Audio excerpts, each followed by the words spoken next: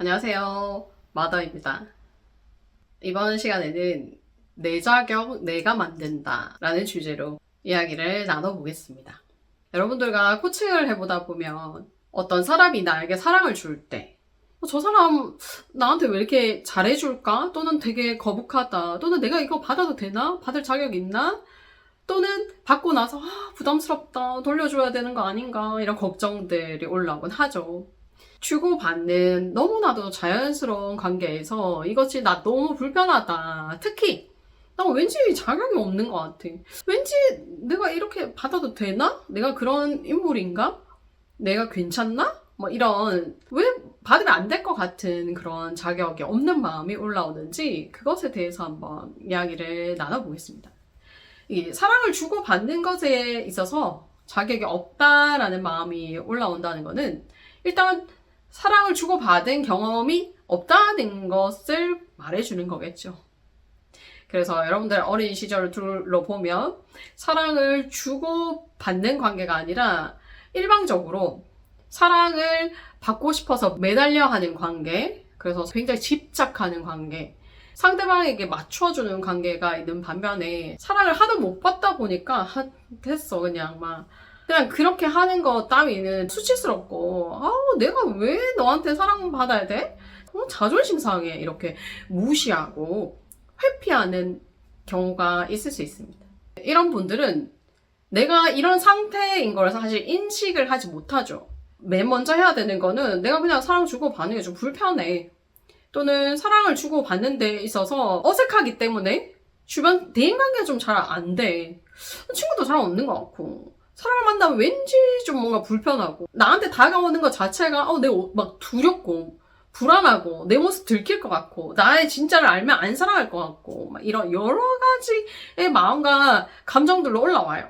그래서 이런 생각들을 하고 있다. 내가 이런 감정들 올라온다. 이러면 여러분들이 나는 사랑을 주고받는 것에 있어서 어색하구나를 알아야 돼요. 그리고 두 가지 유형 중에 하나예요. 사랑받는 것에 대해서 굉장히 집착하는 스타일이거나 또는 사랑을 엄청 무시하거나 사랑 따위 흠치? 뭐 이런 식으로 회피하거나 이런 경우란 말이에요. 그런데 두 가지 유형을 보통 다 쓰고 있어요. 엄청 집착하고 있으면서 나는 집착 안 하는데 하는 경우가 많아요. 이게 의식이 어린 아이들이 쓰는 거예요. 나 어른인데 근데 하는 행동을 보면 애기예요, 애기. 애기처럼 막 이런 행동들을 하는데 자기는 어떻게 생각하냐면 나는 사랑받고 싶어 하는 거 난 잘하고 있다고 생각하는데 또는 난 뭐 굳이 사랑받고 싶어 하지 않아. 난 쿨해. 이렇게 자기는 겉으로 포장을 하지만 사실 속에는 엄청난 집착과 통제와 욕망으로 가득 차 있는 경우가 많습니다. 이런 사람들이 보이는 모습들이 이제 주고받는 게 잘 안 되는 사람이 이렇게 되는구나를 아시면 되고, 이 자격을 내가 갖기 위해서는 어떻게 해야 되는지 말씀드릴게요. 내가 사랑받는 자격 내가 만든다고 말씀드렸죠. 그러면 이 자격을 내가 어떻게 부여하느냐? 사랑을 주고받을 수 있는 사람이면 돼요. 사랑을 주고받을 수 있는 사람이 되려면 사랑받고 싶은 내 마음을 먼저 허용해야 돼요.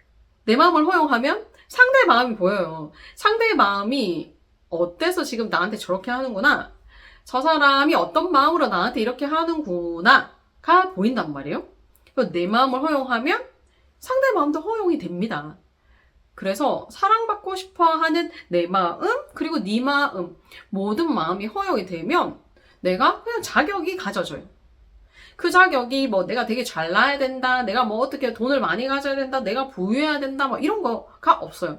그냥 내가 마음을 쓸 수 있고 받을 수 있다면 사랑받고 싶은 마음이 어떤 마음인지 알고 내가 내 마음 표현하면 그게 나한테 자격을 주는 거죠. 상대가 나에게 마음을 표현할 때도 내가 자격을 줬기 때문에 그 마음도 받아주고 또 상대도 그 마음을 쓰는 자격을 가지게끔 내가 해주면 돼요. 그 마음 잘 쓰네, 아이고 예쁘다, 고맙다, 그래 내가 소중히 받으면 되죠. 그래서 사랑받고 싶은 마음을 허용하는 것이 가장 중요합니다.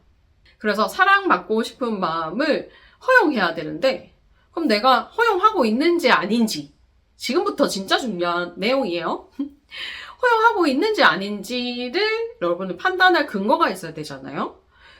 내가 사랑받고 싶은 마음을 허용 안 하는 사람일 때 나타나는 특징들을 보시면 좀 잘 알 수 있어요.